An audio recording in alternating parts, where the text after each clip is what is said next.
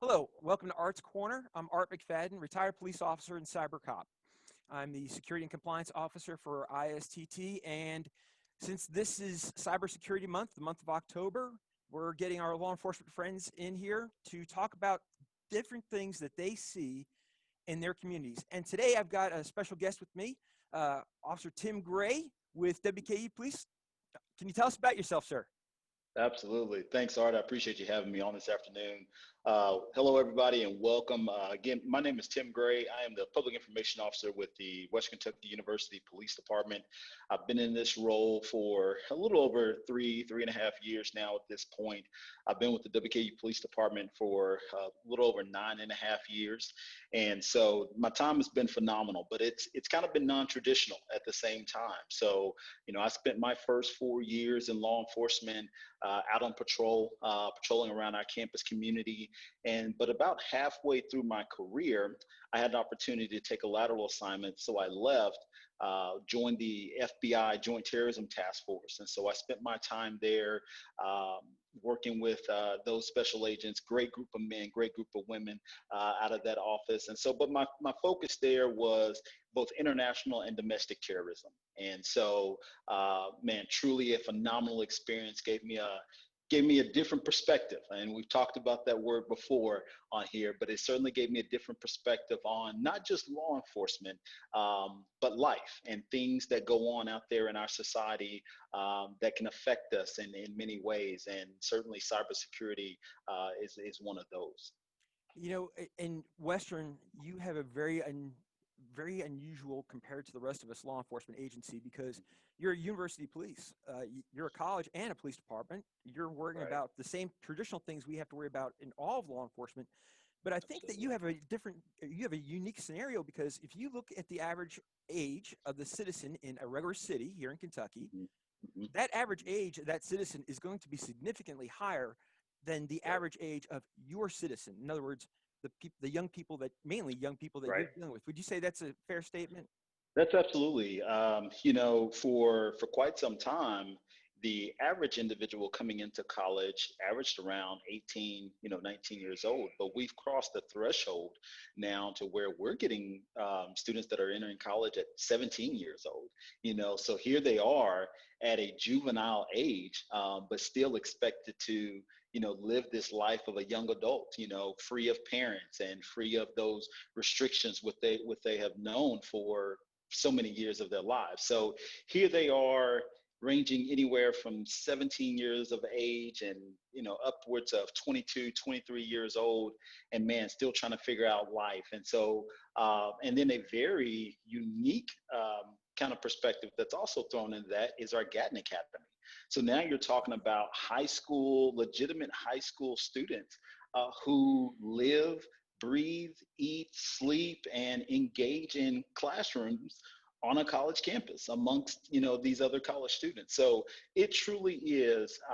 And then when you throw in their non-traditional students, folks who are just saying, hey, I'm 33 years old and never finished my degree, or I thought about it, but then life happened. And so, you know what, now I have opportunity to go back to college or to go to college for the first time. So we have such a mix and such a vast array of folks who are coming into this campus. And you're right, Art. I think one of the best ways to describe it is a city within a city. I Yeah. mean, you're talking, upwards of, you know, near just shy of 30,000 students, when you factor in all of our traditional and non-traditional students. And so here we are. And so it truly is uh, a unique area to conduct law enforcement, and a unique place for students to grow as well. Tim, I've watched you speak before. You're a phenomenal speaker and one heck of a motivator. I've kidded my buddy Mike Lemon, Appreciate who that. we're both good friends with, said, man, I wish I had a police department full of people with his attitude. Mm, You're knocking mm, it out. man, Tell me appreciate that, brother. you're welcome, Appreciate sir. that. Tell me what is concerning you with your young people and social media. We've talked about Yeah, scams, that type of stuff, but your unique absolutely. perspective, because you're also worried about their future. Let's Hmm. talk about that. Hmm.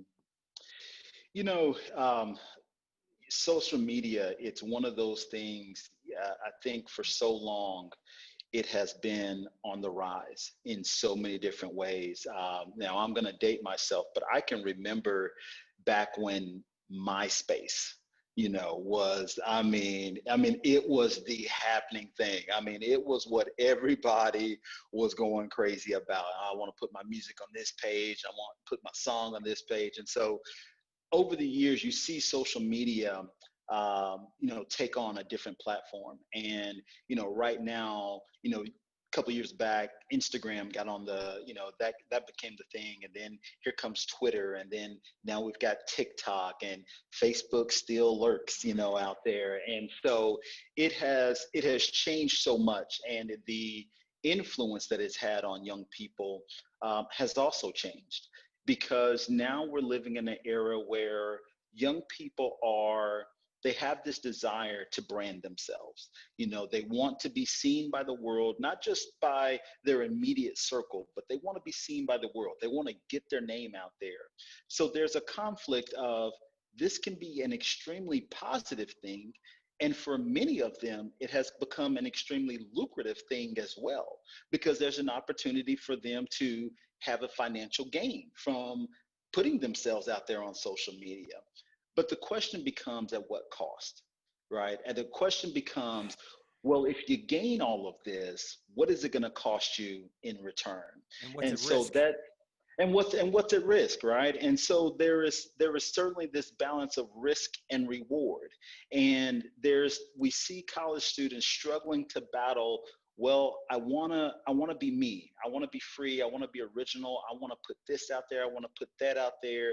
But then we're having to come in and say, but is that too much, right? Because we see young people also, there's certainly this vulnerability that's still there, but they still feel invulnerable. They still feel, well, I'm impervious to those kind of things happening.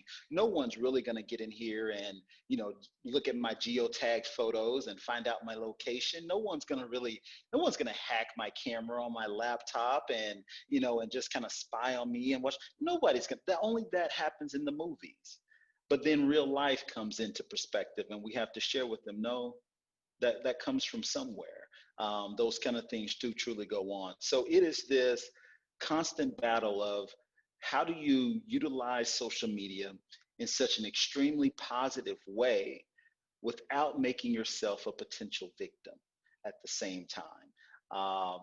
And that's a significant struggle that comes with both a lot of questions, and even fewer answers in some regard. Did you ever see the cartoon? And I wish I had it handy. Young man is going for a job interview. He's being interviewed by a gentleman that's obviously a little bit older than him. Hmm. And the interviewer goes, according to LinkedIn, you're a hard worker. You do great job at this. According to Facebook, you enjoy nursing your hangover and doing jello shots on the weekend. And I'm paraphrasing it, but I loved that cartoon Right, because right. what you put out there, it's staying with you. And It what stays. when you do background investigations too, don't you? Absolutely. And what is the first thing we do when we get an applicant? So I we're mean, immediately going to social media. I mean, it's almost like instant. Okay, I got this here's the name. I see what application. this. Yep, I see the application. Let me sit this over here. Let me go find out who you really are. that's You right. know, That's right. and it's and you try, and so often and so many times I'm sharing with students. You're going out there for this. You're always interviewing. And that sounds so weird. And they're like, oh no, well, I only show up for an interview when I'm actually applying for a job. I say, no, you're always interviewing, all the time, all the time. And so there's this life of college that they can think that, man, okay, well, what I do in college stays in college. But now I have to show, no, what you do in college stays with you forever. And so, I'm having them think about, when you get ready to post whatever you're getting ready to post, think before you hit send, because once you send it out there, it's out there. And so they'll think, well, okay, well, I deleted this from my page. I'm like, you may have deleted it from your page, but does that mean it's really gone? And so they there's this misnomer, and they think, well, no one's really going to look back at what I did 4 years ago. Nobody's going to really care about, how I went out to that bar and man, I just got absolutely blackout drunk. I couldn't remember anything. There was all kind of videos of me going crazy and whatnot.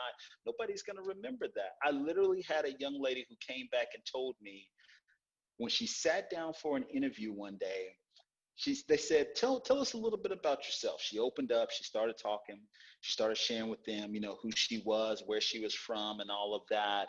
And so they literally looked at her resume and they put it to the side and they said, okay, so tell me about when you were down there on 4th Street on such and such date at such and such time. And there was this video that showed, and they showed her the video. And they showed her some still shots from this video. And I mean, she's just drink fest, the whole nine. And she said it was literally a nightmare. I mean, it was literally something that she never had prepared for an interview. But there she was having to deal with it. There she was having to confront her past. And but at the same time, while it was difficult, while it was heartbreaking for her to go through that, and it turns out she didn't actually get the job. But they used that as a teaching lesson for her. The same person that set up the interview reached back out to her afterwards and said, hey, listen, we think a lot of you, but if you do not go back and clean up some of the things that are out there on your social media, you are really setting yourself up for significant failure. There's going to be a lot of people who are going to look back, they're going to look at your social media and they're going to say, hey, do we want this individual representing our company? And that's what they're having to ask. And when they talk about, well, we want to hire this person, well, can we justify that? And many companies like, it's not worth the risk. And so she uses that even to this day. And this was about 3 years ago, but she uses that experience to this day as a valuable teaching tool that she's mindful of, not even just what she posts, but what she likes. That's an Right. excellent point. That is a great Yeah. point, Tim. Yeah, and because we sometimes we don't think about that too, right? They're like, well, I don't really post anything that's too crazy. I don't post anything that's too out there. But what are the things that you're liking? We know it's politics. It's a hot topic. It's a hot button. And so if the things that you're liking are showing that, man, well, he or she is really for this, or he or she is really against that.